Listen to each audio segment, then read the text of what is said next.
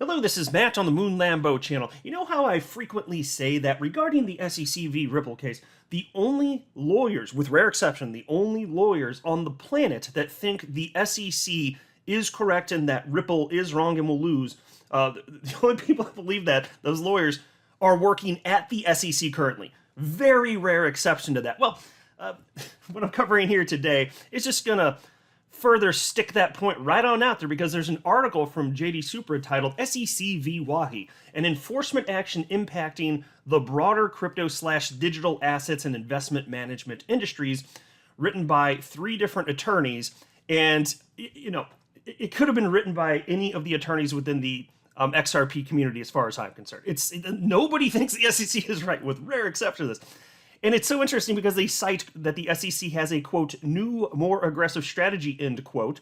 And also, they even highlight in this article that top SEC officials, in fact, there's a commissioner at the CFTC who is effectively articulating that the SEC has gone too far and this is regulation by enforcement. So there's a few parts from this I want to highlight, and I'm going to spend most of the of this video highlighting actually Attorney John Deaton's comments because he was speaking on this exact topic late last night, and I want to share with you those thoughts. But it's fascinating stuff. Before going further, though, I do want to be clear, I do not have a legal or financial background of any kind. I am not offering legal or financial advice, and you definitely should not buy or sell anything because of anything that I say or write. I'm just an enthusiast who enjoys making YouTube videos about crypto-related topics, but just as a hobby and just for fun.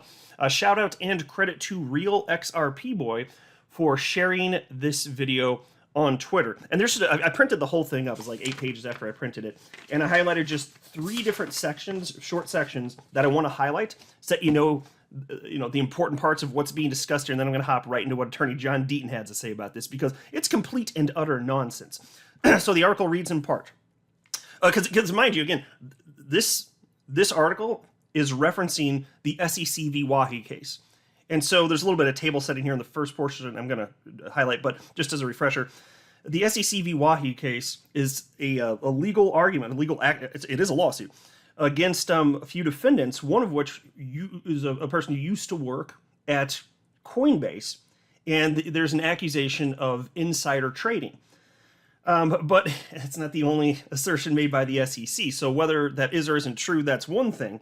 But they also claim that what was bought and sold were 9 different securities that are being traded on Coinbase. 9 cryptocurrencies they're claiming are securities. And so the implications of this are big. Here's what these attorneys who wrote this article had to say on this. In the Wahi complaint, the SEC names names by specifically alleging that the 9 specific crypto assets are securities and therefore subject to compliance with federal securities laws and regulations. However, the SEC did not include the issuers of those 9 assets or the platforms upon which they are traded as defendants. And it has not publicly announced separate actions relating to the status of the specific assets at issue as unregistered securities. Accordingly, at least for now, it will be up to the named defendants to argue that the various crypto assets are, in fact, not securities. So pause to think about that. You're a defendant, you're being charged with insider trading. Who knows, you could go to jail for a decade. Who knows how this thing pans out. And you're going to make it a focus to argue that the 9 cryptocurrencies cited here that the SEC is alleging are securities, you're going to argue that they're not, and are going to do a sufficient job with that. Which is why you'll see one of the things Attorney John Deaton is, he's actually already said this publicly even before last night. It's, if anything, the defendants charged in this case, they'll just say whatever the hell they have to avoid prison. To avoid actual time behind bars, they'll probably say whatever they have to get a plea deal. Maybe that's part of the SEC strategy. And then going a little bit further, they wrote under this section right here, where there we go, right here. The Wahi complaint may reflect a new, more aggressive strategy by the SEC. The SEC functionally can argue 11 cases in one.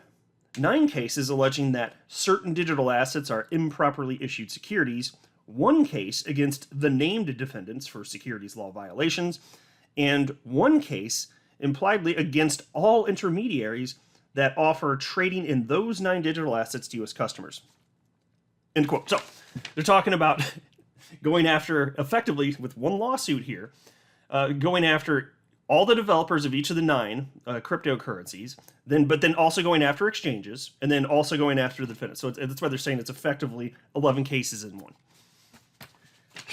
What a strategy, folks. What a strategy. You can tell that this is all done in good faith and to protect us. Don't you feel protected with all this stuff right here? I sure feel protected. I'll tell you that right now. And then the last part I wanted to highlight, which is a fun part before jumping into what Attorney John Deaton had to say, is the fact that they highlight something that an SEC commissioner had to say, not such kind words towards the SEC. So it starts right here for those of you looking on the screen. Commodity Futures Trading Commissioner, or CFTC for short, Commissioner Caroline D. Pham, criticized the SEC for bringing this action, stating that it is, quote, a striking example of regulation by enforcement, since the assets could be described as utility tokens and or certain tokens relating to decentralized autonomous organizations, end quote. Commissioner Pham instead suggested that these major issues should be solved, quote, through a transparent process that engages the public to develop appropriate policy with expert input, through notice and comment rulemaking pursuant to the Administrative Procedure Act. So they state regulatory clarity comes from being out in the open, not in the dark, end quote. So that's her quote. Okay, so again, as I opened the video with making this comment, and I was specifically citing about attorneys at the time, but anybody with half a brain who's unbiased can see that the SEC is wrong. They are in such a minority position. It would be, and it's because they're wrong on the facts and circumstances, and they're just complete asshat, terrible people. It would be shocking for things to not end up well for XRP holders. Even if Ripple's found to have sold an investment contract, XRP, if justice is done, will found to not be an investment contract, a security purely by the nature of it existing, and it should be relisted on exchanges. That's what should happen ultimately. Now, Attorney Bill within the XRP community, or I highlight him pretty frequently on the channel, regarding this article, he wrote the following. He said, "Thanks for sharing the article. The article shows the mistake of thinking the SEC is not advancing its strategy of gaining control over cryptos just because it has faced setbacks and some procedural defeats in the Ripple matter. Strategy is everything. The SEC has a better one than the CFTC, and the other crypto industry is hopeless as a whole in confronting the SEC's very effective strategy in a unified way. Have the 9 projects called securities in Wahi and the exchanges that list them taken any unified steps? Is there a plan?" Yeah. Well, I'll just state I don't see anything particularly coherent. The best thing we've got going is what Attorney John Deaton has gone out of his way to do, putting together this coalition of over 70,000, it was the most recent number I saw, 72,500 XRP holders coming together and saying, no, SEC, you are completely out of line. That's it. Like, seriously, other than that, what is it? Do you see the rest of the world of crypto, major participants, including people in the world of policy in crypto? Do you see them rallying around XRP and the XRP community? Do you see any other big movements to push back against the SEC? Because I sure as hell don't. It's pretty much what John Deaton is doing, which is amazing. That's why I'm saying that's why it's that big of a deal, though. It's one of the reasons, anyway. So Attorney John Deaton, he shared that what Attorney Bill had to say, and then he wrote the following. This is just last night. He said, "The SEC is using the Wahi case as a way of attempting to declare these 9 crypto assets as securities without having to face Coinbase's legal team. The SEC has learned lessons from facing Ripple's legal team. When the SEC sued Ripple, claiming today's XRP a security, I argued that Coinbase/Kraken should not delist XRP, but instead file a motion to intervene. The judge may not have granted it, but would have certainly granted amicus status like she did with XRP holders." So I'll say this. Let me just pause. And I've been saying part of this since the beginning, which is that I don't blame the Coinbases of the world. They're all the cryptocurrency exchanges for being put in this position. I blame the SEC. I understand that they did at the time what they thought was the most expedient thing to do in halting or delisting XRP. I understand that. It doesn't mean it was the best approach for them, though. It doesn't mean that it actually was, because the SEC is still gunning for them. And now there's this weird inconsistency where the SEC claimed XRP is a security, so they delisted it. Then they claimed that these other 9 on Coinbase are security, and then Coinbase is like, yeah, we're not going to do anything. Because maybe they finally realize that if they delist everything that the SEC just asserts is a security without delisting it, they're not going to have coins on their platform anymore. So maybe they freaking figured it out by now. So they thought they were doing what was the best thing, that Coinbase and all these other exchanges are not being evil or bad. They're not being as bold, though, as crypto exchanges like Uphold, who just stood firmly and said, no, that's not a security. Our attorneys don't think it's a security, and it hasn't been proven in the court of law to be a security, so we're just going to keep trading XRP. See, that's the bold and the correct approach. I think that would have been superior, but it is what it is. I still blame the SEC. But Attorney John Deaton, when pointing out, yeah, Coinbase and Kraken should have done something else. Yeah, I think Attorney Deaton's hitting the nail on the head here. Anyway, and then he continues. He says, career securities lawyers and others scoffed, claiming it would be stupid to highlight yourself by alienating the SEC.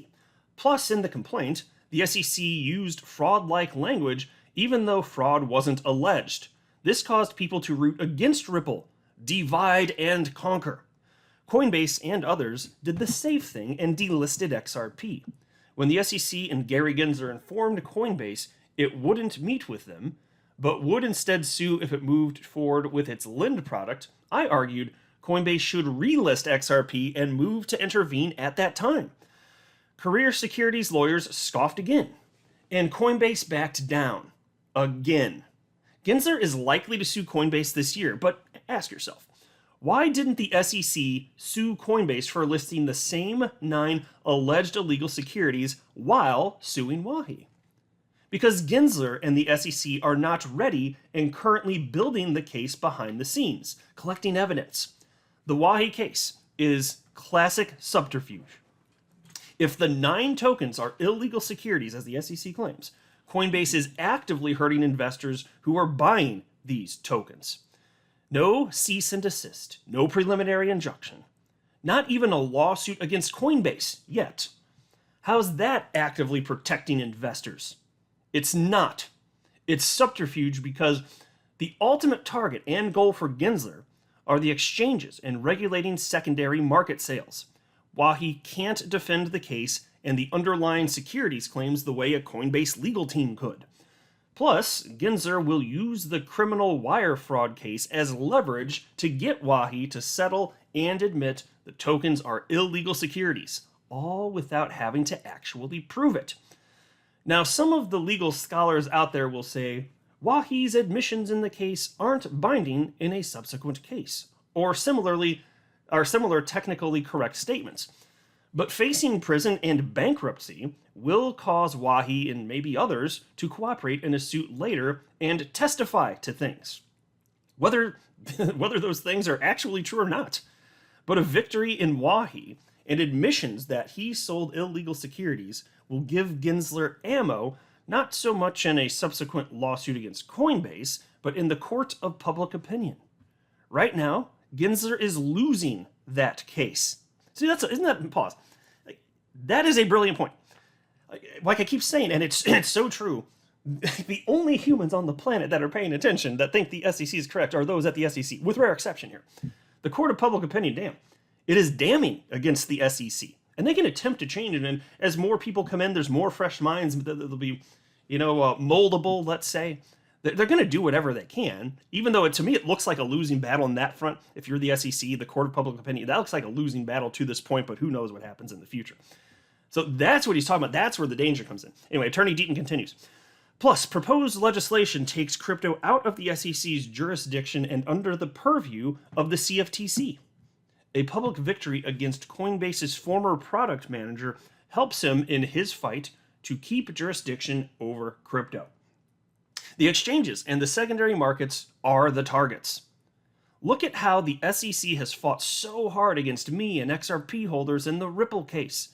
All I've asked was the SEC to stipulate it isn't arguing XRP itself is a security and secondary market sales independent of Ripple are not being alleged as illegal securities offerings. Not only have they refused to stipulate they asked the judge to revoke my amicus status and bar me from further participation. Yet, all I'm doing is arguing that Ripple could be guilty of specific sales in early years, but today's secondary market sales of XRP are not illegal.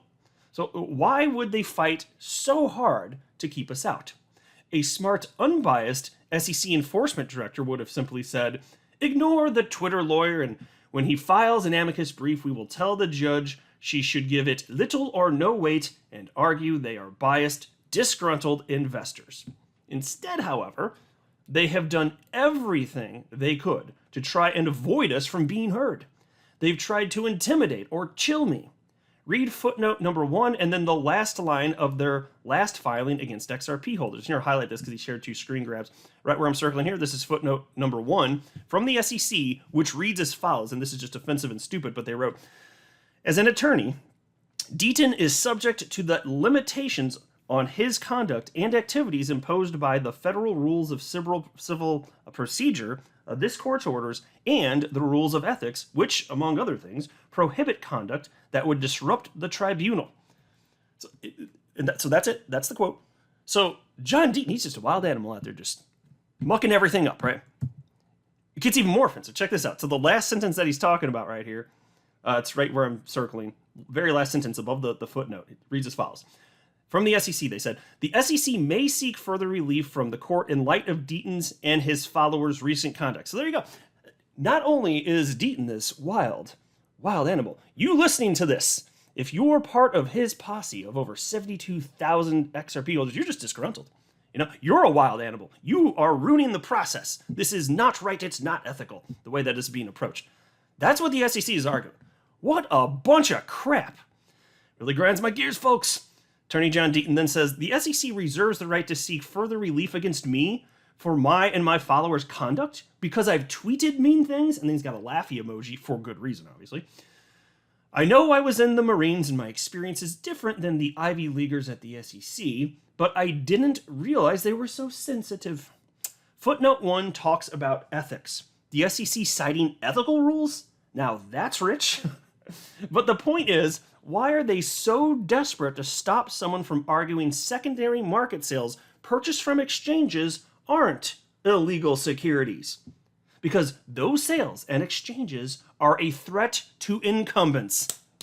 Golf clap for Mr. Deaton, everybody. That's fire. That's exactly correct. That is absolutely, and he just, Attorney Deaton, I don't know where he gets his fire from. He does not stop coming. Once he started this thing over a year and a half ago, I mean, really, like he started really digging into this right when the lawsuit happened. You know, into 2020, he's been going full throttle ever since. I don't know where he gets the energy and the fire, but I freaking love it. Very admirable. And again, like I said, there's nothing else like this happening in the world of crypto. Certainly not in the XRP Ripple case. He's the only one that's actually speaking out for XRP holders. But there's nothing else even close to this anywhere else in the United States. If I'm missing something, you let me know. I'm not seeing a damn thing, not even close to this. And this is what it takes to prove the case. You know, it's what it takes in order to allow this asset class to actually exist in the United States and to protect XRP, all that. Oh man, awesome stuff. So anyway, I hope you enjoyed that just as much as I. It's so good to see, like it just keeps coming. You know, from Attorney John Deaton, it's just amazing stuff. So I'm going to keep using my platform to spread his message as far as possible.